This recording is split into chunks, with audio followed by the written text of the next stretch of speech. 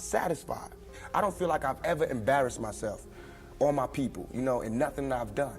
And yet and all, I got the whole world fearing me, you know what I'm saying, at 23.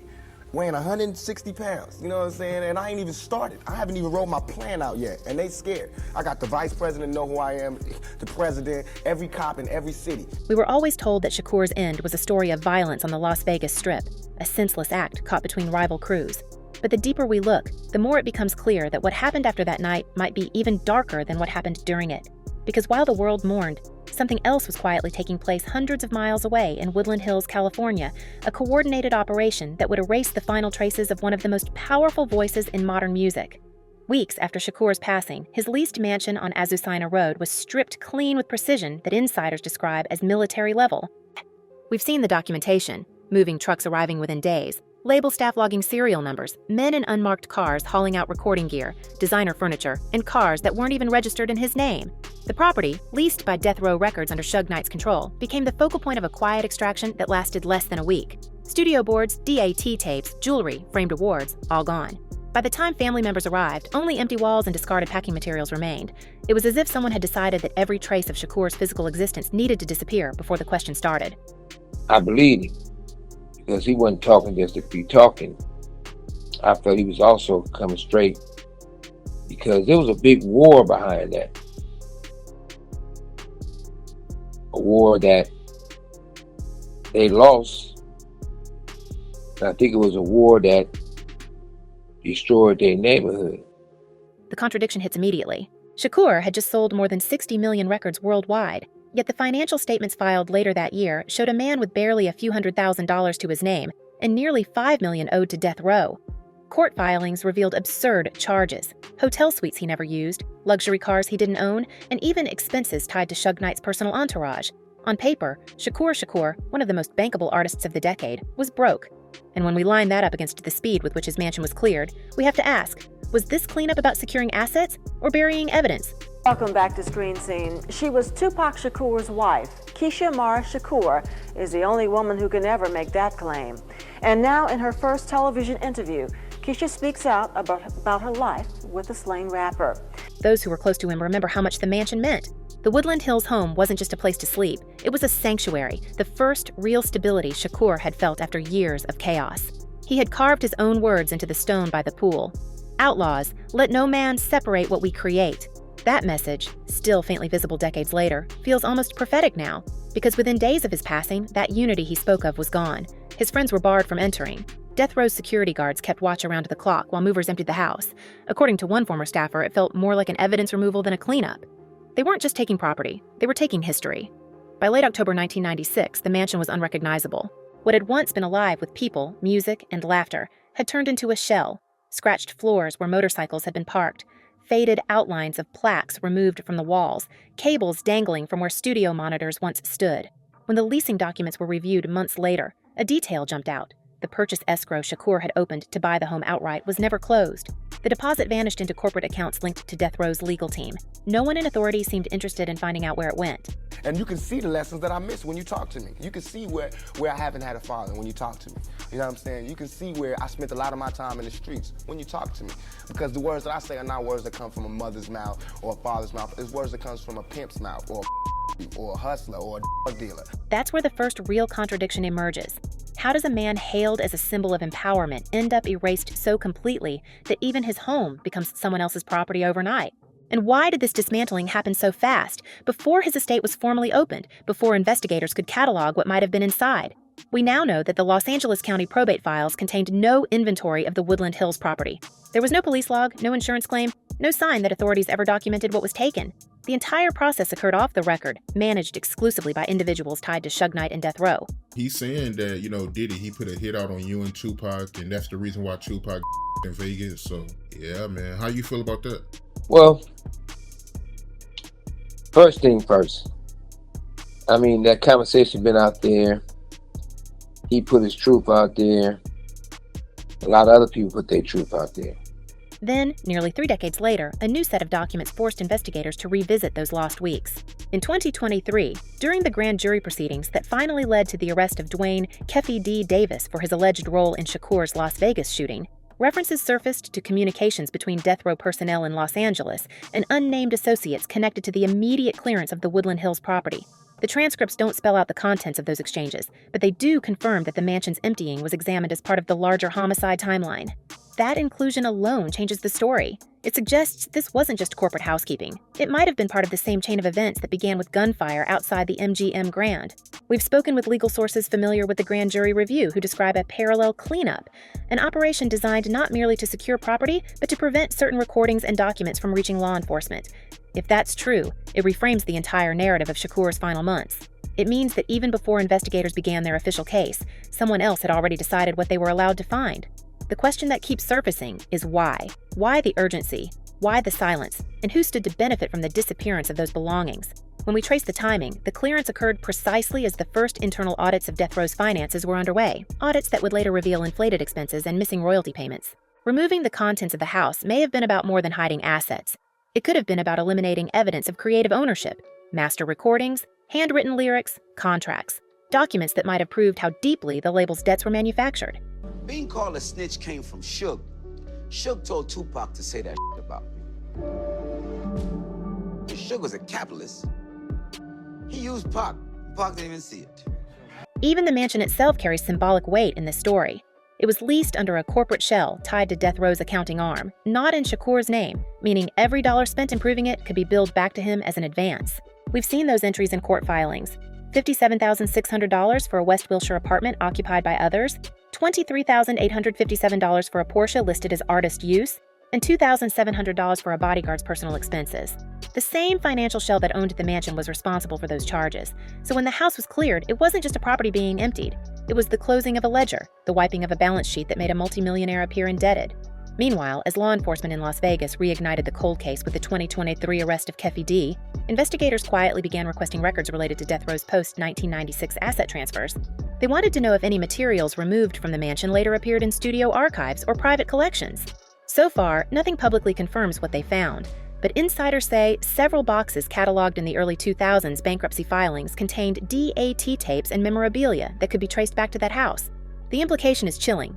Evidence tied to an unsolved crime may have been moved, stored, and monetized under the guise of record label property. The more we uncover, the more it looks like the Woodland Hills mansion wasn't simply a home. It was ground zero for a cover-up that blended business with betrayal. The physical erasure of Shakur's presence mirrored the contractual erasure of his financial independence, both executed with the same cold precision. And as we follow the paper trail, we can see how the same network of executives, security officers, and legal intermediaries continued to profit from his name long after he was gone, all while claiming they were preserving his legacy. Keefe said he told Rat James that, look, it's big money in this. Only thing Puffy want to do is pay $1 million to have both of them. He told me that. Now, with newly unsealed transcripts and digital evidence from the 2023 Las Vegas search, prosecutors are quietly re-examining the intersection between that financial cleanup and the night of the shooting itself. The suggestion is that the rush to empty the mansion wasn't about estate management. It was about containment. Something inside those walls, perhaps in those recording drives or handwritten notes, may have linked the financial dealings of death row to the conflicts that led to the Las Vegas tragedy. Whatever it was important enough for someone to move before law enforcement could act. And that's where the story shifts again. Because if the mansion's clearance was connected to what happened in Las Vegas, then this wasn't just an internal record label scandal, it was part of a coordinated effort that crossed state lines, involving money, music, and power at the highest levels of the entertainment world. The question now isn't just who pulled the trigger, it's who made sure the world would never see what Shakur left behind. And as investigators reopen those boxes and trace the chain of custody for every missing item, we're starting to realize that the Woodland Hills operation may have been only the first move in a much larger game that none of us were ever meant to see unfold. What happened at that mansion wasn't an isolated cleanup. It was the opening move in a far larger game of control. We can now see how the same pattern of exploitation stretched from that driveway in Woodland Hills all the way through the courtrooms and record vaults of LA. The 2023 grand jury transcripts didn't just outline the sequence of violence in Las Vegas. They exposed a paper trail connecting the mansion's rapid clearance to financial files that Afeni Shakur would later use in her lawsuits against a death row. Inside those records, the same fabricated debts kept appearing. The same shell accounts, the same inflated expenses, the same names. And when we follow those numbers, we end up in the same place. The hidden vaults of unreleased music scattered across Los Angeles storage units, worth more than $100 million today. It's no coincidence. The disappearance of those tapes, the sudden debts, the silence from insiders. It all reads like the continuation of a heist that began the moment Shakur's voice fell silent.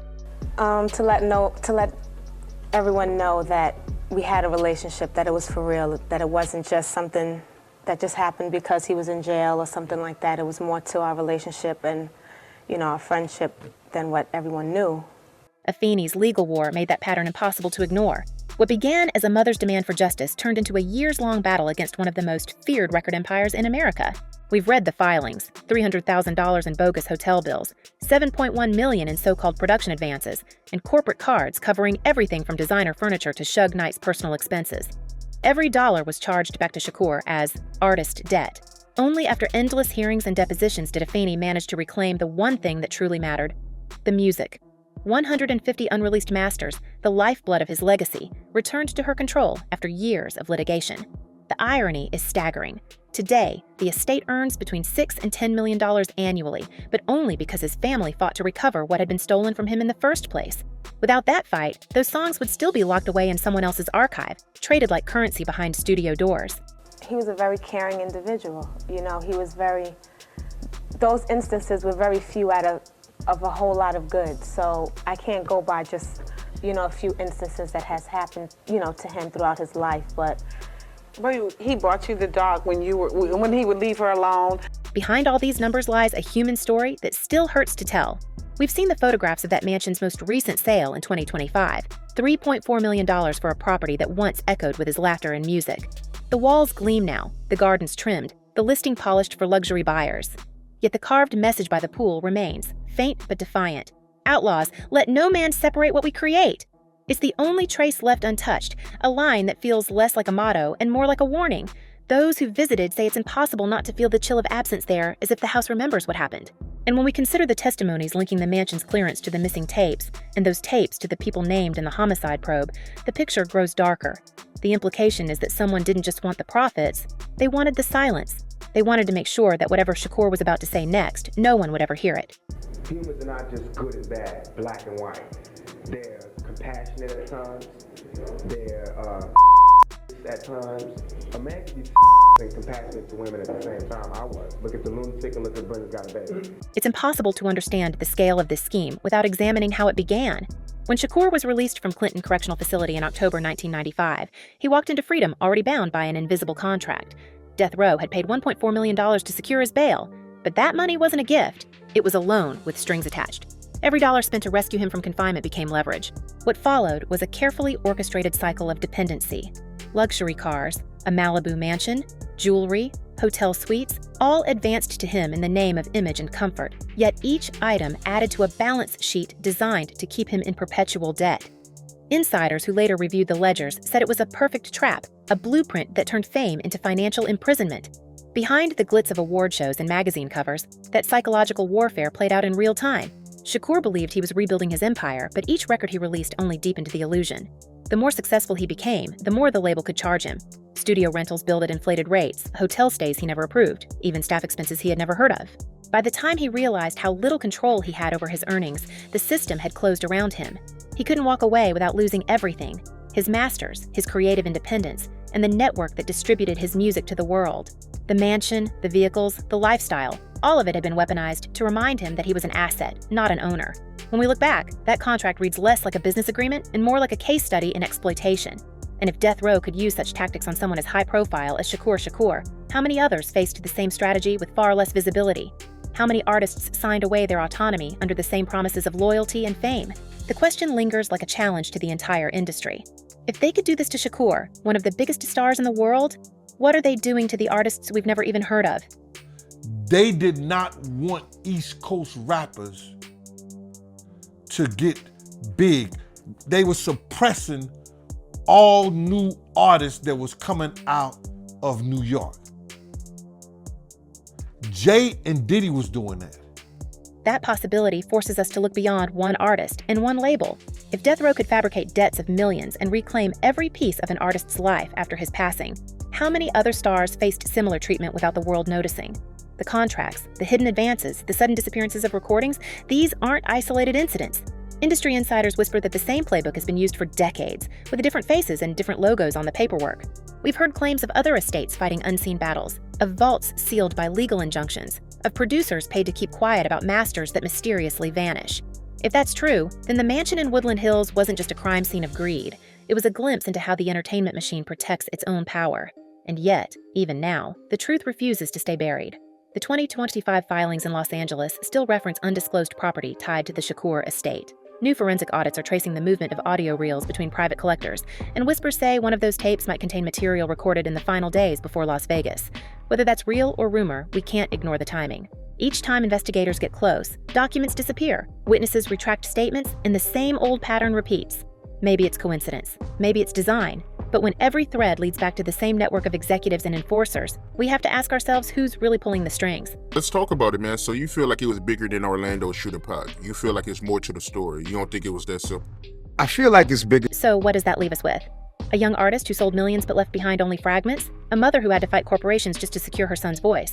In an industry that still profits from the mystique of a man, it may have helped silence. The mansion is gone, renovated and resold, but its shadow lingers over the entire business. Because if this can happen to someone like Shakur, someone whose influence reached presidents and poets, what does it say about everyone else still signing contracts under fluorescent lights? How many other legacies are being rewritten before our eyes, wrapped in legal language, buried in storage lockers, or erased entirely? Maybe the real secret isn't who fired the shots that night in Las Vegas. Maybe it's who made sure the world would keep arguing about the shooter while the money changed hands elsewhere. The story isn't finished, and the fight for Shakur's legacy is far from over. So we have to ask, when the final vaults open and the last unreleased tracks surface, will they reveal art or evidence? Let us know what you think, and until next time, keep your eyes open and your hearts ready for the truth that's still waiting to be heard.